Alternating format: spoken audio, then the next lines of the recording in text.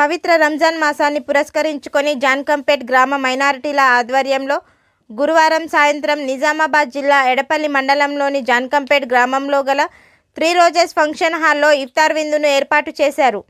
ఈ విందుకు పలు పార్టీల రాజకీయ నాయకులు, గ్రామ పెద్దలు ముఖ్య అతిథులుగా హాజరయ్యారు. ఈ సందర్భంగా ముస్లిం మత పెద్దలు నిర్వహించిన ప్రత్యేక ప్రార్థనలో పాల్గొని గ్రామంలోని అన్ని వర్గాల ప్రజలు సుభిక్షంగా ఉండాలని, సుఖశాంతులతో విలసిల్లాలని ఆకాంక్షించారు. రంజాన్ ఇఫ్తార్ విందులు మత సామరస్యానికి ప్రతీకగా నిలుస్తాయని, సోదర భావాన్ని పెంపొందిస్తాయని ఈ సందర్భంగా పలువురు పెద్దలు పేర్కొన్నారు. ఈ కార్యక్రమంలో అష్ఫాక్ హుస్సేన్, జహీరుద్దీన్, అమ్జద్ అలీ, ఎంపీటీసీ మంద సంజీవ్, తాళ్ళ విజయ్ కుమార్ గౌడ్, అగ్గు భూమయ్య, జయవర్ధన్ గౌడ్, అష్రఫ్, షేక్ జావీద్, షేక్ అష్ఫాక్, డాక్టర్ వసీం, యువకులు, గ్రామ పెద్దలు పాల్గొన్నారు. నేను మానవుని టోప్ చేసినాను, ఒకవేళ టోప్ పెట్టుకున్నాం ఏమంటాం మనం హిందూ అంటాం. ఆ తర్వాత బైబిల్ పెట్టుకున్నాం అనుకోండి, అది ప్లేస్ ఉంది అది ఉంటాం. మన అయిన తర్వాత ఎక్కడైతే పుట్టుకుంటాడో వాళ్ళ యొక్క సంతోషం ఎక్కడైతే ఉంటుంది, హిందువులో ఉంటే అసలు హిందూ అని చెప్పి, ముస్లిం చెప్పి ఈ రకమైన. కానీ మన మధ్యన ఒక ఔక్యత ఉంది. అదేమిటంటే మానవుడు, మనిషి, ఆ తర్వాత మతం.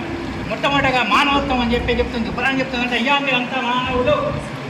తర్వాత అక్కడ ఒక రకమైన అలజడి ప్రారంభమైంది. చెడులు ప్రారంభించి ఆ సమాజంలో చెడులు అనేవి వ్యాపించిపోయి కాబట్టి ఇప్పటి వరకు, అంటే మొదటి ఇప్పటి వరకు దాదాపుగా 1,24,000 మంది ప్రవక్తలు ఈ భూమిలో రావడం జరిగింది. ఎవరికి కూడా దేవుడు కాదు, దేవుడు ఒకడే. వీళ్ళంతా మానవుడు, దేవునికి అతీతంగా పుట్టేవాడు, చనిపోయేవాడు, శిలలు ఉండేవాడు. ఆ దేవుడు ఉన్నాడు. ఆ దేవుడిని మనం పూజించాలని ఉద్దేశంతో పురాణం చెప్తుంది. కాబట్టి పురాణం ఎక్కడ కూడా ముస్లింలు అంటే చెప్పబడలేదు వాస్తవానికి. అది చదవాలి, చదివితే మనకు అర్థమవుతుంది.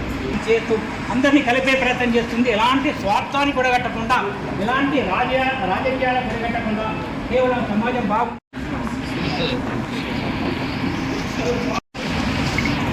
ఈరోజు ఎడపల్లి మండలంలోని జాన్కంపేట గ్రామంలో ఇఫ్తార్ విందువును ఏర్పాటు చేయడం జరిగింది. 3 రోజ్ గార్డెన్లో ఈ కార్యక్రమాన్ని నిర్వహించినాము.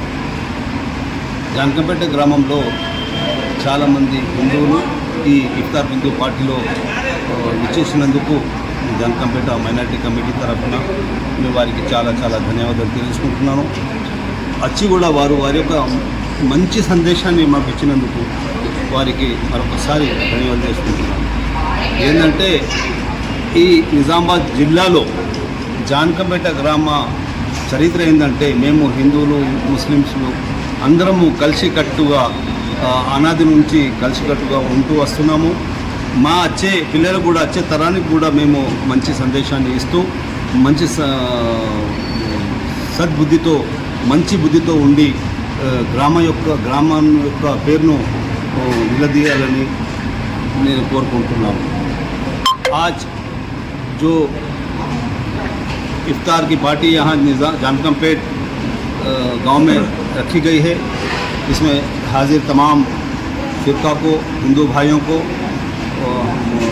माइनॉरिटी कमेटी की तरफ से, एमपीजे की तरफ से भी मैं उनका धन्यवाद करता हूँ. और वो जो अच्छी जो बातें हमको बोले हैं मिलजुल के रहने के बारे में, मैं उनको भी दिल के गहराइयों से उनको सराहते हुए ये मौका दिए, और आइंदा भी हम इसी तरीके से करके जानकमपेट का नाम रोशन करते रहेंगे. ये कहते हुए मैं अपनी बात को ख़त्म करता हूँ. खुदा हाफिज़. जानकमपेट గ్రామంలో మైనారిటీ సోదరులందరూ కలిసి ఇఫ్తార్ విందు ఇవ్వడము చాలా హర్షణీయము. మరి అలాగే ఈ యొక్క ఇఫ్తార్ విందులో హిందూ ముస్లింలందరూ కలిసిమెలిసిగా అందరూ పాల్గొనడం జరిగింది. మరి ఇలాగే ఈ సంప్రదాయాన్ని కొనసాగించాలని చెప్పి ఇంతకుముందు వక్తలు కూడా చెప్పారు. దానికి మనమందరము ఏకీభవించి, అలాగే మేమందరం కూడా అందరం కలిసిమెలిసి ఉంటామని చెప్పి ఈ సందర్భంగా మీకు తెలియజేస్తూ, మరి ఈ యొక్క పవిత్రమైన రంజాన్ మాసంలో మరి ఈ యొక్క మైనారిటీ సోదరులు ఉపవాస దీక్షలో ఉండి, మరి వాళ్ళు దేవునికి ఎలాగైతే సేవ చేస్తారో, మరి ఈ ఉపవాసంలో అర్థం ఏమిటంటే, ప్రొద్దున మబ్బుల 4 గంటల నుంచి సాయంత్రం 6 గంటల వరకు ఉంటే, మరి మన యొక్క కష్టాలు, బాధలు ఏంటి, ఒక బీద వాళ్ళు ఎలాగైతే వాళ్ళు ఆకలికి ఎలా తట్టుకుంటారో వాళ్ళ యొక్క ఆ ఉద్దేశం తినడానికి కోసమే మహమ్మద్ ప్రవక్త గారు దీన్ని బోధించారు. మరి దీని ఈ పవిత్రమైన రంజాన్ మాసంలో సోదరులందరూ పవిత్రమైన దీనిలో ఉపవాస దీక్షలో ఉండి మరి ఒక పేదవారి యొక్క కష్ట సుఖాలు తెలుసుకోవడంలో ఈ అర్థం ఉన్నదని చెప్పి ఈ సందర్భంగా తెలియజేస్తూ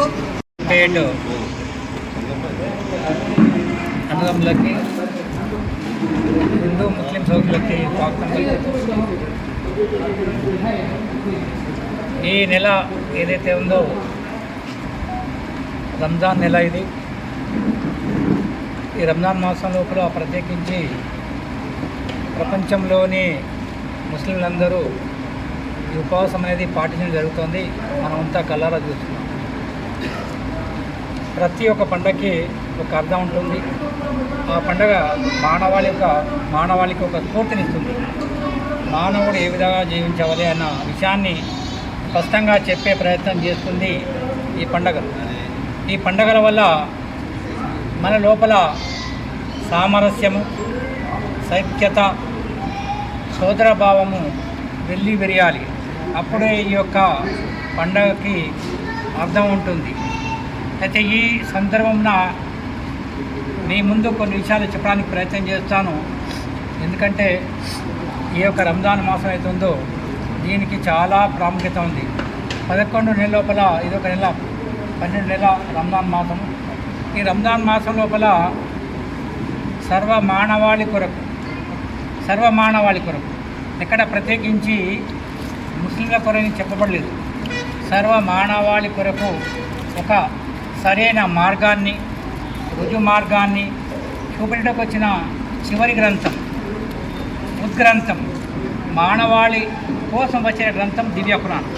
కానీ ఈ గ్రంథం గురించి కొన్ని అపార్థాలు, అపోహలు సృష్టించబడుతున్నాయి, కల్పితం చేయబడుతున్నాయి. కాబట్టి మా వంతు బాధ్యతగా వాస్తవం ఏమిటి, ఇది మరి ముస్లిం గ్రంథమా, మరి ఇది సర్వ మానవాళి కోసం వచ్చిన గ్రంథమా అన్న విషయాన్ని విడమర్చి చెప్పడం కోసం ఈ యొక్క ఇఫ్తారు విందు సమావేశాన్ని ఏర్పాటు చేసి విషయాన్ని విడమర్చి చెప్పే ప్రయత్నం చేస్తూ, అయ్యా వసుదైక కుటుంబం, ప్రపంచంలోని మానవులంతా ఒకే కుటుంబం, సర్వే జనో సుఖినో భవంతు అని చెప్పినట్టుగా ఆ నానుడి ప్రకారం మానవులంతా ఒకటే, వేరు కాదు. కాకపోతే మనం మన మతాల అనుసారంగా, సాంప్రదాయాల ప్రకారంగా మనం ఒక మతాన్ని అవలంబిస్తూ మన యొక్క జీవితాన్ని కొనసాగిస్తున్నాం. అక్కడే ఏదైతే మతాలు ఉన్నాయో వాస్తవానికి ఆ మతాల్లో కూడా ఒకడే దేవుడు అని స్పష్టంగా చెప్పబడేది. ఏకం దైవం అని చెప్పడం తప్ప దేవుళ్ళు చాలామంది ఎక్కడ చెప్పలేదు. ఒకటే దేవుడు, ఒక పవర్ పనిచేస్తుంది. అంటే నాస్తికులైనా ఆస్తికులైనా ఒక పవర్ పనిచేస్తుంది, దాన్ని తప్పకుండా నమ్మాలి. నాస్తికుడైనా ఆస్తికుడైనా ఆ వ్యక్తి కూడా తప్పకుండా ఈ యొక్క ప్రపంచాన్ని యొక్క సృష్టించిన ఒక సృష్టికర్త ఉన్నాడు, లేకుంటే కనీసం ఒక పవర్ పనిచేస్తుంది అన్న యొక్క ఉద్దేశం ప్రకారం వాళ్ళు కూడా శాస్త్రీయంగా దాన్ని నమ్ముతున్నారు. కాబట్టి దేవుడు అనేవాడు ఉన్నాడు, సృష్టికర్త ఉన్నాడు, ఏకం బ్రహ్మం చెప్పి చెప్పడిందో వేదాల్లో కూడా ఈ రకంగా ఖురాన్ కూడా చెప్తుంది. మరి అయ్యా ఖురాన్ మరి ఎప్పుడు వచ్చింది అని అంటే 1500 సంవత్సరాల క్రితం వచ్చింది. మరి ఈ యొక్క గ్రంథం